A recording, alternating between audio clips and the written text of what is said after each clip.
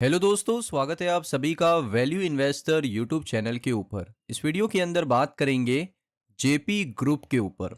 अब यहाँ पर मैं आपको दिखाना चाहता हूँ, एक रिपोर्ट आया था जयप्रकाश एसोसिएट लिमिटेड की तरफ से, क्रेडिटर्स की तरफ से ये रिपोर्ट है जिसमें आप देख सकते हो एक 17 मीटिंग हुआ था कमिटी ऑफ क्रेडिटर्स यानी सीओसी का, एक 17वां मीटिंग हुआ था जयप्रकाश एसोसिएट लिमिटेड का। अब इस मीटिंग के अंदर दोस्तों क्या क्या चीज़ों के ऊपर डिस्कशन हुआ है वो सारी चीज़ें आपको मैं दिखाऊंगा, प्लस ई वोटिंग भी यहाँ पर सामने आ चुकी है। सो देखिए, ये मीटिंग कब हुआ था। ये मीटिंग आपको देखने को मिला था सबसे पहले 17 जुलाई को 11 बजे के करीब। उसके बाद ये मीटिंग ख़त्म हुआ रात में 9 बजे। फिर उसके बाद 20 जुलाई को ये मीटिंग दोबारा शुरू हुआ 2025 को, और इसका जो आउटकम है वो आपको ऑलमोस्ट 21 जुलाई को देखने को मिला है, और आज 22 जुलाई है, थोड़ा एक दिन हम लेट है। सबसे पहले यहाँ पर आप देख सकते हो कंपनी ने ई वोटिंग करवाई है सभी चीज़ों को लेकर, जो जो फैसले थे उसको लेकर ई वोटिंग करवाई है। तो इसमें सबसे पहला जो ई वोटिंग है वो है दोस्तों payment of charges project management consultancy. जो कंपनी पीएमसी सर्विस लेती है जिसको कहते हैं प्रोजेक्ट मैनेजमेंट कंसल्टेंसी, इसका कंपनी ने यहाँ पर पेमेंट करने की बात करी है। तो इसको लेकर आप देख सकते हो वोटिंग अचीव हुई है 85%।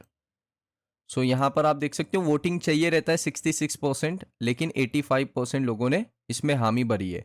तो ये अप्रूव हो चुका है, ये जो पेमेंट है पीएमसी का ये अप्रूव हो चुका है। ऐसे ही बहुत सारे पेमेंट्स हैं, मैं आपको एक एक करके दिखा देता हूँ। उसके बाद अगर आप देखोगे यहाँ पर आप देख सकते हो इसमें भी पीएमसी का ही पेमेंट है जिसको 85.88% लोगों ने अप्रूव किया है। उसके बाद देखिए कंपनी के कुछ आप कह सकते हो चार्टर्ड प्लेन जो प्राइवेट जेट होता है उसको यूज़ किया है, हेलीकॉप्टर की सर्विसेज ली है, बहुत सारी चीज़ें करी है। तो उसका भी अप्रूवल आप देख सकते हो 87.47% यहाँ पर हो चुका है, अप्रूव हो चुका है। तो इसका भी पेमेंट हो जाएगा। उसके बाद यहाँ पर आप देखोगे कंपनी ने एक और चीज़ करी है, एएमसी कॉस्ट है कंपनी का, उसको भी यहाँ पर अप्रूव किया है। उसके बाद कंपनी ने यहाँ पर एनुअल सब्सक्रिप्शन फीस जो कंपनी ने दी है, किसको दी है, GIL इंफॉर्मेशन टेक्नोलॉजी लिमिटेड। तो कंपनी इनसे कुछ सर्विसेज प्रोवाइड करती है, सॉफ्टवेयर सर्विसेज प्रोवाइड करती है। तो आईटी कंपनी है, तो इनको भी यहाँ पर इनका पेमेंट मिल जाएगा, 85.88% अप्रूव किया है। उसके बाद कंपनी ने यहाँ पर आप देख सकते हो JP fertilizer and industry limited जिसको हम JFIL कहते हैं, उसको यहाँ पर आप कह सकते हो कि उसकी जो ऑडिटर की फीस है उसका पेमेंट करने के लिए 87.47% का वोटिंग मिला है, अप्रूव हो चुका है, ई वोटिंग है सारा। उसके बाद देखोगे जेपी उत्तर भारत विकास प्राइवेट, तो इसका कुछ प्रॉब्लम नहीं है, इसका बस ऑडिटर का ही फीस है, उसको भी अप्रूवल यहाँ पर मिल चुका है 87.47। तो इसी तरीके से अगर आप देखोगे ना तो पेमेंट ही है ज़्यादा। तो इस मीटिंग के अंदर आई थिंक पेमेंट के ऊपर ज़्यादा बात करी गई है। और अगर आप कह सकते हो कि जो हमारा मेन टॉपिक है कि कौन खरीदेगा जेपी ग्रुप यानी जयप्रकाश एसोसिएट को, तो उसके ऊपर मुझे लगता है बात हुई होगी, लेकिन कंपनी ने ये फैसला लिया होगा कि ये अभी शेयर होल्डर्स के साथ हम शेयर नहीं करते, क्योंकि फिर मार्केट में क्या होगा, शेयर ऊपर जाएगा जिस वजह से सेबी को प्रॉब्लम होगा। तो क्योंकि देखिए जेपी पावर को बार बार सेबी क्या कर रहा है, बार बार कह रहा है कि आपका शेयर ऊपर क्यों गया था उसकी क्लैरिफिकेशन दो। तो बार बार जेपी पावर उसकी क्लैरिफिकेशन दे रहा है। अगर जेपी एसोसिएट अपनी मीटिंग के आउटकम में यहाँ पर ये बता देता कि कौन कौन रेस में है, कौन कौन इसको बाय कर सकता है, तो फिर क्या होता, शेयर्स बहुत ऊपर जाते हैं, और ये चीज़ सेबी को नहीं पसंद है। ये मैं आपको क्लियर कर दूं, क्योंकि उनको लगता है कि अगर आप ये सारी चीज़ें अपडेट बताओगे शेयर होल्डर्स को, तो शेयर होल्डर्स सिर्फ ये देख के खरीदेंगे, शेयर के फंडामेंटल नहीं देखेंगे, शेयर के फाइनेंशियल नहीं देखेंगे, सिर्फ ये देख के खरीदेंगे कि इसको ये ग्रुप खरीदने वाला है तो शेयर ऊपर जाएगा फ्यूचर में, बस ये प्रिडिक्शन करके वो लोग एंट्री लेंगे। और सेबी ये नहीं चाहता, और मैं भी ये नहीं चाहता कि आप लोग सिर्फ इस बेसिस पे कोई भी शेयर को बाय करो कि ये ग्रुप उसको बाय कर रहा है या वो ग्रुप उसको बाय कर रहा है।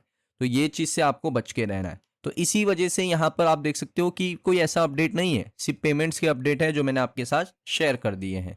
अगर आपको चाहिए तो मैं आपको थोड़ा पॉज कर करके बता देता हूँ, आप स्क्रीनशॉट लेके पढ़ सकते हो, या फिर बीएससी की वेबसाइट पर आकर इसको पूरी तरीके से देख सकते हो। सारे रिलेटेड पार्टी ट्रांजैक्शंस हैं, सारे पेमेंट्स हैं, उनका यहाँ पर आपको अप्रूवल्स देखने को मिला है ई वोटिंग के द्वारा।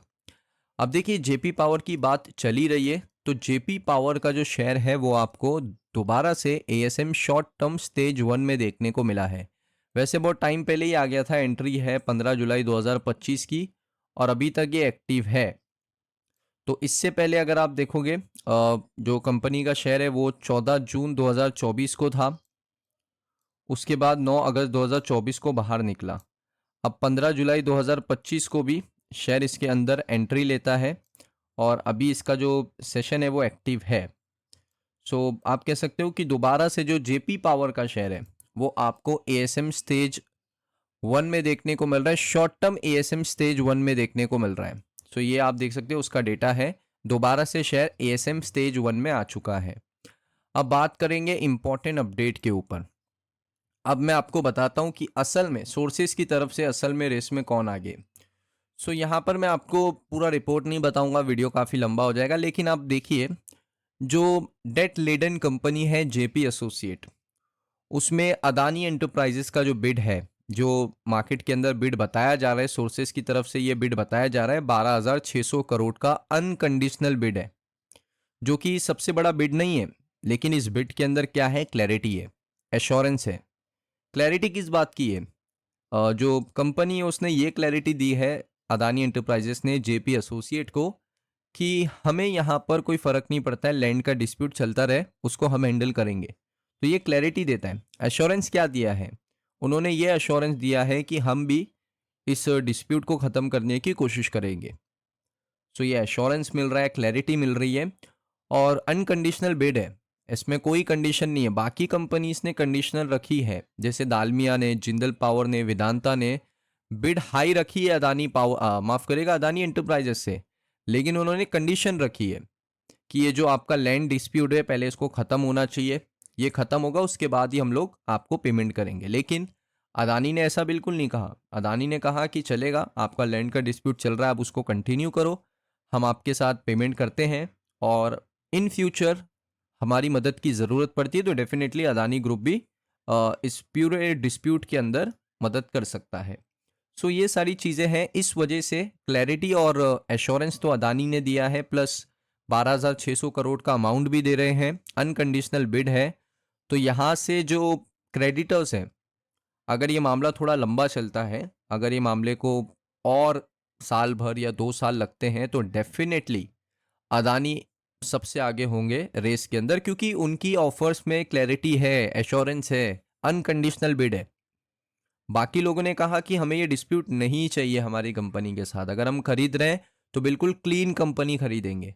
इसी वजह से अदानी रेस में आ गए। तो अगर ये मामला थोड़ा और लॉन्ग टर्म चलेगा ना, तो फिर क्रेडिटर्स मजबूर हो जाएंगे इस कंपनी को देने के लिए, वो भी अदानी ग्रुप को। अभी इसके ऊपर कोई कंफर्मेशन नहीं है, सारा रिपोर्ट्स की तरफ से अपडेट है। ईटी प्राइम आप देख सकते हो, रिपोर्ट्स की तरफ से अपडेट है, तो इसके ऊपर कोई भी कंफर्मेशन नहीं है, ये ध्यान में रखो। सो दोस्तों, ये वीडियो आपको कैसा लगा कमेंट सेक्शन में बताइए, और इस वीडियो के अपडेट्स आपको कैसे लगे वो भी बताइए। मिलता हूँ मैं आप सभी लोगों को नेक्स्ट वीडियो के अंदर।